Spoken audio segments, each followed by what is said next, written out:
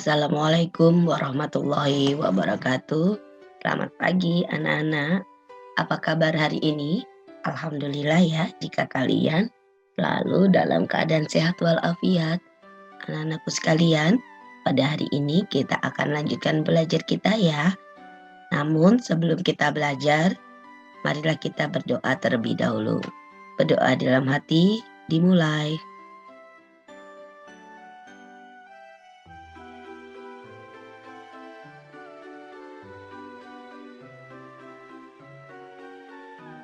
Berdoa selesai.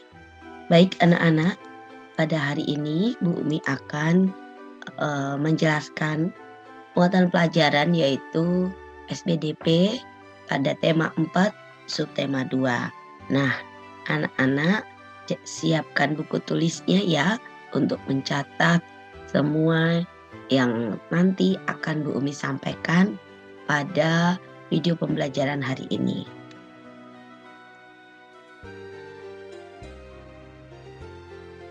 Adapun materi yang akan kita bahas yang pertama adalah properti tata rias dan busana dalam tari kreasi daerah. Ada di pembelajaran 2 ya Nana.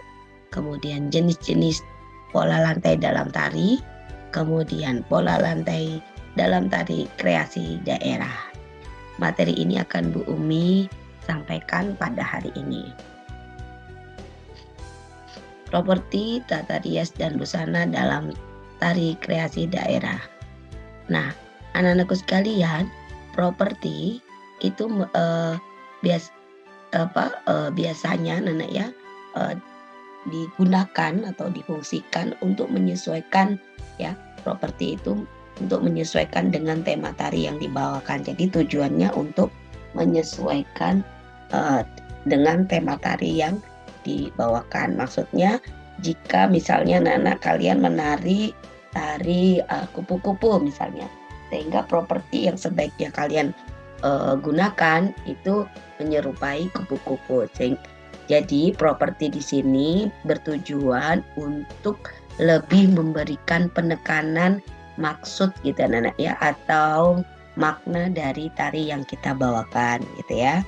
Lalu nah ini membantu menegaskan makna dan tarian menjadi lebih menarik. Jadi properti juga berfungsi sebagai ini anak ya, penegasan makna dari tari dan membuat tarian tersebut menjadi lebih menarik gitu ya.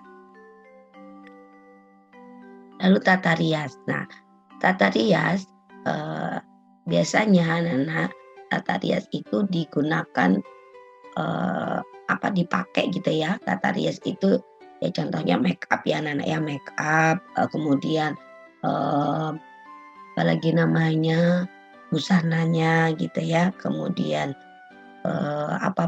bukan properti ya, misalnya kalau tidak menggunakan jilbab berarti seperti sanggulnya gitu ya. Nah, gitu yang ya seperti itu ya. Jadi tata rias itu seperti itu anak-anak ya, seperti bedak gitu ya, misalnya menjadi penari penari wayangan misalnya, jadi misalnya bagong gitu berarti mukanya harus diputihin gitu ya. Nah, itu adalah tata rias. Kalau penari Bali misalnya berarti nanti di bulu matanya tuh harus bagaimana gitu sehingga tarian yang dibawakan itu sesuai gitu anak-anak ya, disesuaikan gitu ya. Kemudian tata rias juga memiliki fungsi atau tujuan untuk memperindah dan memperjelas tema tarian. Ini tata rias ya anak-anak ya. Oke, selanjutnya busana. Nah, ini busana anak-anak ya. Nah, busana itu juga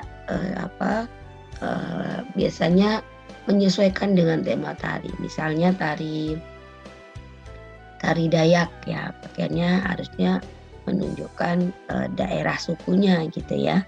Misalnya tari dari Jawa gitu ya, tari Jaipong, berarti ya juga harus sesuai gitu ya. Nah, kemudian lebih busana yang dipakai dalam tari kreasi daerah itu warnanya mencolok dan berwarna-warni ya. Ini adalah tentang busana. Nah, ini anak-anak, ini adalah contoh properti tata rias dan busana dalam tari kreasi daerah. Contohnya tari kuda lumping. Nah, anak-anak bisa dilihat di situ mulai dari properti yang digunakan, kemudian busananya, kemudian tata riasnya. Tata rias itu berarti ya mulai dari cara penyusunan rambutnya, kemudian wajahnya, Nana ya. Kemudian mungkin kalau biasanya kalau ada penari yang menggunakan gelang kaki gitu Nana ya. Nah, kalung dan sebagainya gitu ya. Oke. Kemudian ini adalah tari kipas. Nah, Nana juga bisa perhatikan wajah-wajah dari tari penari kipas. Ada yang menggunakan jilbab ya, Nana ya, dan ada juga menggunakan tidak menggunakan jilbab. Kemudian dilihat propertinya menggunakan payung, kemudian busananya, Nana ya, busananya mulai dari kalung yang digunakan, kemudian ada rias di kepala, Nana ya. Nah, seperti itu anak-anak ya contohnya. Kemudian lagi ini adalah tari reog. Nah, kalau tari reog ini walaupun mukanya tidak terlihat tetapi mereka tetap menggunakan tata rias ya anak-anak ya. Busananya tetap menggunakan busana-busana yang menyesuaikan dengan tari reog ya anak-anak ya. Baik, sekarang Bu Umi sampaikan tentang jenis-jenis pola lantai dalam tari. Nah, pola lantai itu apa? Pola lantai itu adalah garis yang harus dilalui oleh para penari saat memperagakan gerakan tari. Jadi garis yang dilalui. Jadi menari itu kan kita kan bergerak ya anak ya, atau melalui misalnya ke depan, ke belakang, ke samping atau membentuk lingkaran dan lain sebagainya gitu ya. Oke. Ini adalah jenis pola lantai utama. Jadi pola lantai utama itu dibagi menjadi dua Nana. Ada pola lantai lurus, ada pola lantai lengkung. Sedangkan pola lantai lurus ya itu dibagi menjadi ada lurus ke samping, lurus ke depan, diagonal dan zigzag ya. Nah, ini adalah jenis dari pola lantai lurus. Nah, pola lantai lengkung itu ada lengkung ke depan, lengkung ke belakang, lingkaran dan angka 8. Nah, ini adalah jenis-jenis dari pola lantai ya. Baik. Nah, ini adalah bentuk pola lantainya Nana. Yang ini tadi berarti lurus ke samping ya. Kemudian ini lurus ke depan ya. Kemudian ini zigzag ya. Kemudian ini silang ya Nana ya. Nah, kemudian ini lingkaran, kemudian ini setengah lingkaran, kemudian ini lengkung ke belakang, ini lengkung ke belakang, ini lengkung ke depan ya. Anak-anak harus bisa memilah ya yang mana pola lantai garis lurus dan mana pola lantai garis lengkung gitu ya anak-anak ya. Oke. Nah, anak-anak garis pola lantai tadi itu memiliki makna. Nah, kalau dia garisnya lurus berarti memberikan kesan lembut ya.